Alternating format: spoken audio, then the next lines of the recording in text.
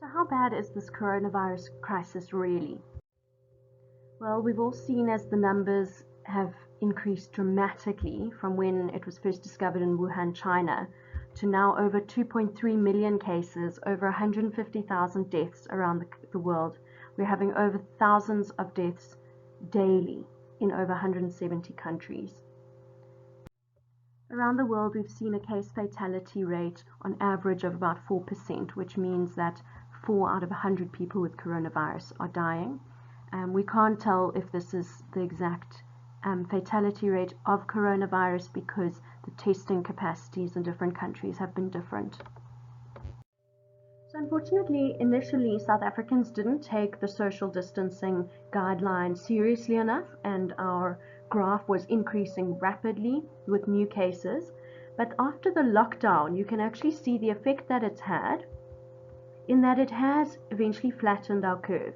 So you can see that Hong Kong, Singapore, and Japan, they did very, very well in flattening their curve. But we have done quite well with South Africa during the lockdown period as well. So realistically, South Africa could lose many people. It's estimated that between 50 and 250,000 South Africans could die.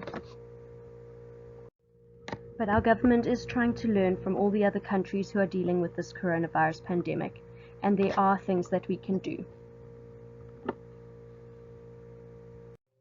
So our government in South Africa has been very proactive in managing the coronavirus pandemic. We started national lockdown early, which was very, very necessary, and we've done well with that. We're now implementing countrywide screening and testing.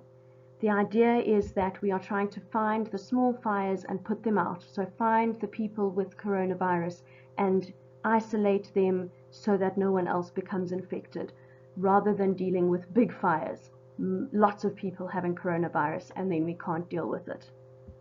We're also at the same time massively increasing the capacity of the healthcare system. We're setting up fever clinics, big testing centers. We're changing the setup of all clinics and hospitals so that you always start with screening before you get into the facility so we don't spread coronavirus. And we're training staff on ICU measures, increasing our ICU capacities. We're putting screening and sanitation systems in place in all healthcare settings as well as all other departments. This is the time that is needed for everyone to put these systems in place, because we need to start planning to adapt for a physical distancing way of life. Even after lockdown, we are not going to go back to normal life.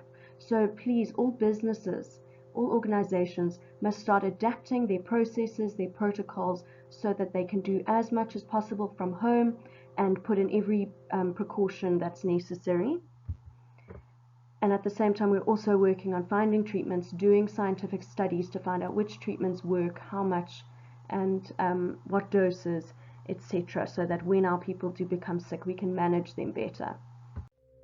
I now call on you, the people of South Africa.